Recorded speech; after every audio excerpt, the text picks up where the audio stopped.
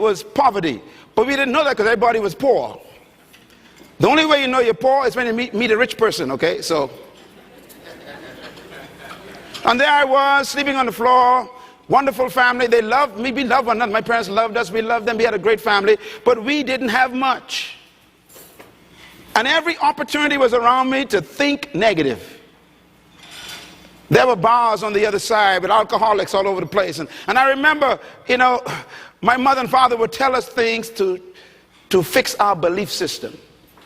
They would say, you can do anything you want to do, son. And they said that when I was sleeping on the floor. They were working on my belief system. And then they taught us the Bible. Now, I don't know about you and your belief about the Bible made me what I am today, so don't you talk bad about the Bible. And if you don't believe in the Bible, that's okay. I'm doing just fine, believe me.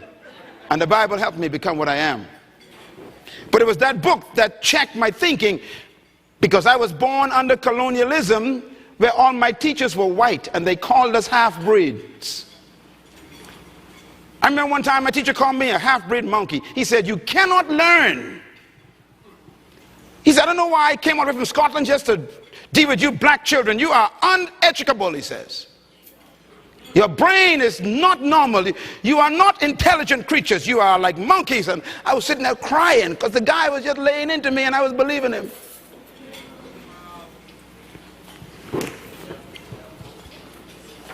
Working on my thinking. I almost believed him.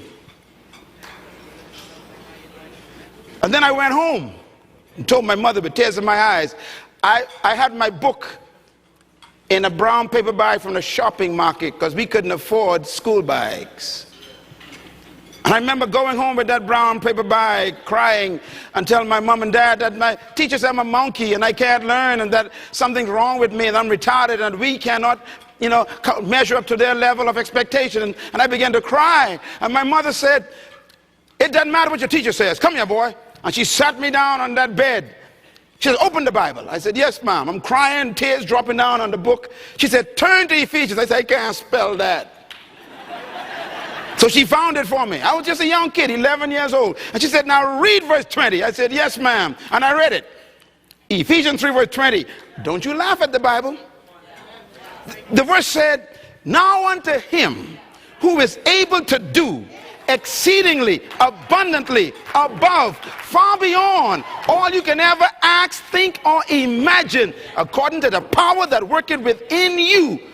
To him be glory. Mom said, read it again. I read it. She said, read it again. I read it. I said, read it again. She said, read it until you don't have to look at it. And I sat there and I memorized that verse in one afternoon. She said, now that's what you believe. And I realized that the power of my future was not in the teacher, it was inside of me. And suddenly that day I became my own teacher. I really did. I didn't trust any more teachers anymore. I went from an F student to an A student in one semester because of my belief system. I graduated from that school. It was called Robinson Road School. It's now called CH Reeves, right down the street. I graduated head boy. I used to be an F student and a half-breed monkey, remember? It was my what? Belief system. Write this down. No one can live beyond the limits of their belief. So if you want to live beyond what you're living now, you have to change your belief system. Leaders are born when you have the discovery of a new belief system. The secret to anyone rising is what happens in their belief system. And that's what this conference is about. Write this down, please. Your life is what you think it should be. That's exactly what you are right now. You are what you thought you should be. And if you don't like who you are, you got to change what you think you should be. That's how leaders are born. I'm going to move fast, so you better write fast. You see that picture there? I love this picture. That's what you need to do. This conference is the mother lion, and the little cub is you. And we're going to train you how to go get that elephant. Look at that kid looking. Look at him looking. Whatever mom looking at, he looking at what mom looking at. By the way, when the lions attack the elephant, the males never go. Only the females attack. Come on, ladies, give me a hand.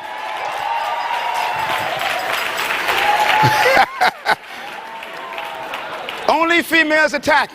It's amazing. And once the prey is down, then the men come in and start eating stuff. That's because the men are cowards.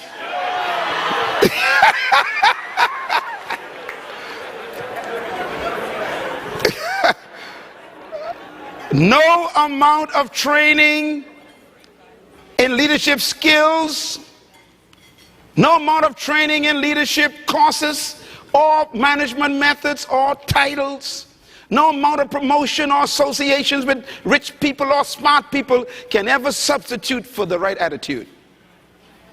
No substitute for it. As a matter of fact, your leadership development is determined by, number one, your perception of who you are. Number two, by why you think you exist. And number three, these are very important, your sense of significance. I am giving you my secret to life right here. What brought me from the floor to flying my own jet is these simple statements here. You got to first change your perception of who you are. And that starts with a belief system. Secondly, you must change your perception of why you think you exist. And number three, your sense of significance. Once you discover, no matter where you are right now, it doesn't matter, I don't care what situation you're in now, where you're working, or what situation you're in, if you get these three things to come alive in this session,